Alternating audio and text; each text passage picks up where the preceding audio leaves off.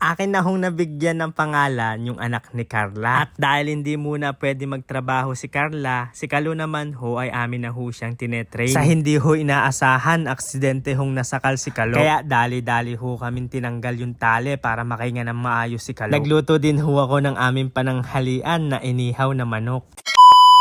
Hi mga katroops, magandang buhay! Pagkagising ko ay agad-agad huwa muna akong nagkape para naman magkaroon ng energy yung ating katawan at mainitan. Dahil nawala na ang tubig diyan sa ilalim ho ng balag at may duyan ay nakakapagduyan na ulit ako. Pagkatapos kong magkape, pumasyal ako sa patolahan, hindi para manguha ng patola, para manguha ho ng luyang dilaw. Magluluto ho kasi ako ng inihaw na manok. May mga bunga na ho yung patola ni kuya. Nandito ho kasi yung kamalansi, luyang dilaw, mulberry. Kaya kukuha muna ako. Madami-dami na kasing bunga yung ating kamalansi mga katrops. Tapos nakapansin din ho ako ng bunga ng mulberry. Madami ho yan dahil ho sa lakas ng hangin ay naglalaglagan ho yan. Pero meron naman ho naliligtas, hindi nababagsak. Kaya akin ho titigman. Yan po medyo purple ang kulay ay napakatamis. Yun naman ho medyo may pula pa ay napakaasim. At yan naman yung aking luyang dilaw. Aking munang sinisilip kung meron gang bunga. At pag meron ay ako muna ibubunot na. Buti pa yung luyang dilaw ay nabunot na. Ikaw, hindi ka man lang nabunot sa raffle sa dami ng pinaraffle. Ay, pero lang kasarap din ho yung gawing salabat. Gagawin mong tsa mga katrops, yung ilalaga ang luyang dilaw. Yan namang hong tanglad, akin na ho siyang inipit-ipit sa kapipigain para magkatas ho siya mamaya at hindi maging balansa yung ating inihaw na manok. Yan naman sa luyang dilaw, akin lang ho siyang pipit-pitin para pag inalo ko siya mamaya dyan ay magkakatas siya. Iwasan ho ang paggamit ng luya para maiwasan ho ang ituring kang kuya. Ay, pero tanglad, luyang dilaw, tubig, toyo, paminta, oyster sauce, asukal at kamalansi ho yung aking pangmamarinate diyan sa manok. Para ho pumasok sa loob at maglasa, akin munang pinagtusok-tusok yung karne ng manok. Mamaya ko pa ho yan lulutuin mga katrop. Sa akin muna siyang imamarinate. Akin munang gagawin yung mga gagawin ko muna din sa bukid. Ako muna yung mamamandaw una ho sa lahat. Syempre ikaw lang ho sa buhay ko. Ay, bilang nang matakpan ko na yung siguradong di na ho makukuha ng pusa. Ayan, umalis na ako para mamandaw. Akin munang nilimas si Maria Verde kasi punong-puno ho siya ng tubig ulan. Tapos umalis na ako para makapamandaw ng ating mga screen o bobora. Ngayong araw ay kukunti ho yung huli natin. Baka nahuli ko lang mga katrops ay may 1 kilo. Ay may pang-ulam na tayo para mamayang gabi. Kasarap din ho kasing idaing niyan mga katrops. Sa susunod naman ang lulutuin natin sa ating almusal yung aking dinaing na tilapia. May napasama ding hong janitor fish. Bali yung nahuli ko nung nakaraan medyo maliit lang na janitor fish. Ngayon kasi malaki kaya ang tawag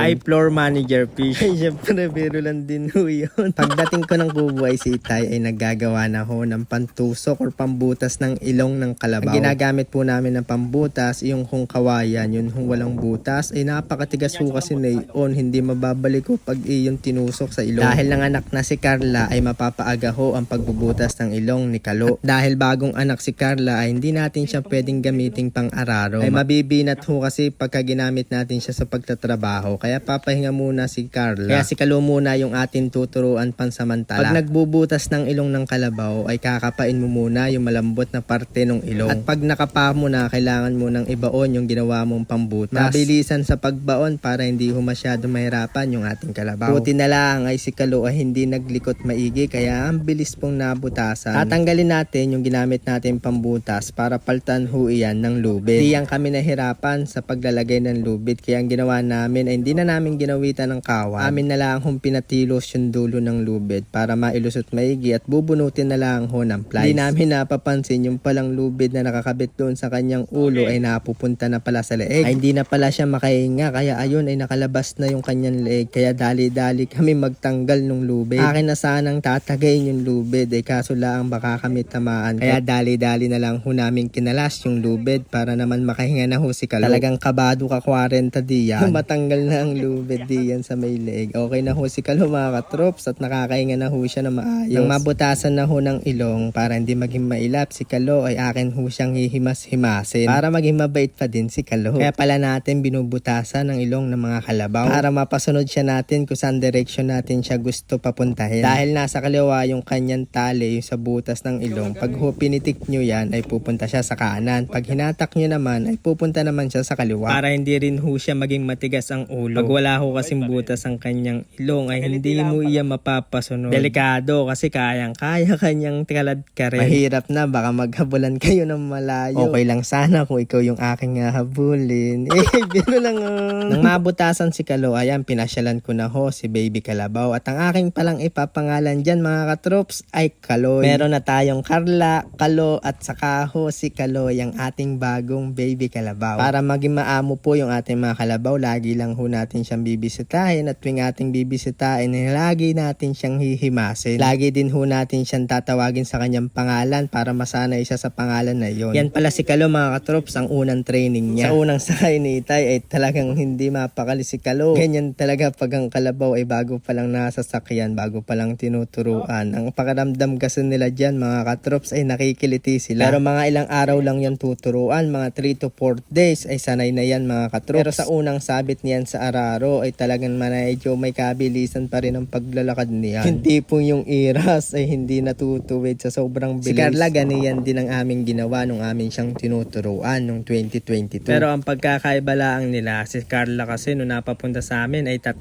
taon na. Si Kalo naman ay 1 taon higit na din. Kaya magdadalawang taon na siya, tapos ito naman bago natin ang anak ni Carla. At habang tinuturuan si Kalo ay ako muna umuwi ng kubo para makapagluto na ng amin pananghalian. Una muna yung chicken skin dahil maggagawa tayo ng chicken oil. Nung naglangis na yung balat ay nagdagdag lang ako ng kaunting langis, tapos naglagay na ako diyan ng luyang dilaw. Pampakulay lang yung luyang dilaw akin nilagay mga katrops. Sa magiging kulay niyan ay yellow green. O diba, panibagong chicken oil iyon. May 4 na oras din nakababad yung ating manok mga katrops, pero okay na iyon, kaya lasang lasa na din. Mas maganda kasi doon ay magdamag. Nung nagbaga na yung uling, sinalang ko na yung manok. Medyo tinaas ko lang doon sa may uling para hindi siya mabilis maluto, para maluto din yung kanyang kaloob-looban. Akin din binabaliktad agad para hindi ho agad maluto yung kaliwa at kanan, yung harap at likod. Ano gay? Basta ay akin mong binabaliktad-baliktad palagi hanggang sa maluto. At dahil luto na yung ating lechong manok ay tayo magtatanghalian na. Naglagay na ako ng chicken oil na kulay yellow green. O diba, kakaiba yung aking chicken oil. Luyang dilaw kasi ang akin nilagay, hindi ho atswete. Pag kasi atswete yung akin nilagay, baka maging maswerte ako sa iyo pag dumating ka sa buhay ko. Ay, biro lang Kaya tara, kain ho tayo mga katrops. Ang ulam ho namin ngayong pananghalian din ho sa farm ay lechon manok. Dapat pag ganyan ang ulam mo dyan sa farm mga katrops, lalo na hot pagod ka, ay kailangan madami kang sinaing kasi talagang mapapa-underize ka dyan. Sa mga susunod na araw ay pakikita ko naman ho sa inyo si Kalo na nag-aararo na pero tinuturuan pa rin iyon. Kasama pa rin ho yun sa training niya. Huwag ho kayong mag-alala mga katrops, ay si Kalo ho ay safe na safe. Kaya maraming salamat ho sa inyo mga katrops. Love, love!